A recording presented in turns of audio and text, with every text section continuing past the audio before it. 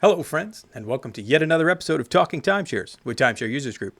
Didn't really expect to make another episode so quickly after one last week, but a topic has popped up recently within the past couple days, and it's one of the wildest stories that I have ever heard, and that story being the largest timeshare special assessment I've ever heard of, to the tune of $15,000. Just imagine getting that notice from your resort, and it's not even for upgrades or renovations or a new pool, but instead to cover delinquencies of owners who have otherwise defaulted on their annual dues. And that's exactly what happened to all owners at the Reno Spa and Resort this week, as they got an assessment for $14,498 each. Given the roughly 4,800 owners at this resort, this amounts to over $70 million. The resort is charging its owners in one lump sum.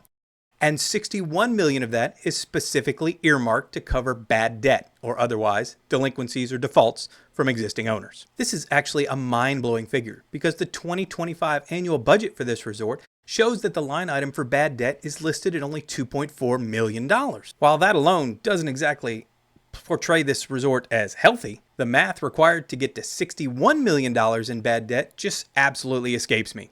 That's 10 to 20 years worth at a minimum.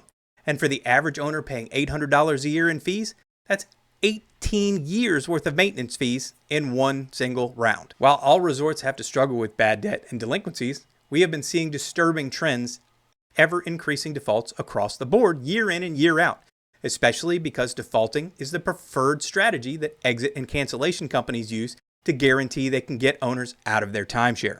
Combine more and more defaults with higher costs across the board, and it's a recipe for disaster for many resorts. One that appears to have finally caught up with this one in particular, and leaving the remaining owners on the hook for a practically unpayable amount, and likely going to cause more and more owners to choose to default, or simply being unable to pay one way or another. This causes an unrecoverable snowball effect that chances are won't have a very happy ending for its owners. It's interesting to note that the resort has offered some alternatives to its owners instead of paying this $15,000 bill, including converting their ownership into some points program or choosing to surrender their ownership back to the resort. The latter of which I assume is going to be the preferred option for the vast majority of owners in this situation, in lieu of forking out nearly 20 years worth of maintenance fees in one lump sum and still having to pay your annual dues on top of that. Though oddly enough, in the letter sent to owners, there's no mention of the cost for either of these two alternatives, and we'd be shocked if they wound up being free.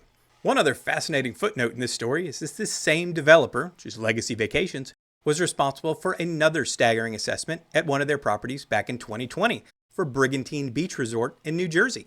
Those owners were charged themselves $8,000 each in a single year, though that resort still appears to be up and running and still operated by Legacy themselves. I'd love to hear from some Brigantine owners on how that played out over the past 5 years and what their options were. All in all, this story rates a 10 out of 10 on our shockingly bad story about timeshares list, and we'll continue to keep up with this situation and post updates on the Tug forums as they come in. A link to this very forum post will be down below in the description, so chime in, share your thoughts, and any updates you can give. As for owners at any other resorts, do us a favor and pull up your 2025 annual budget. Let us know what the line item reads at your resort for the bad debt category. We'd love to see how your other resorts stack up in this department and see where you fall in line with this particular resort. Till next time, folks, thanks for watching.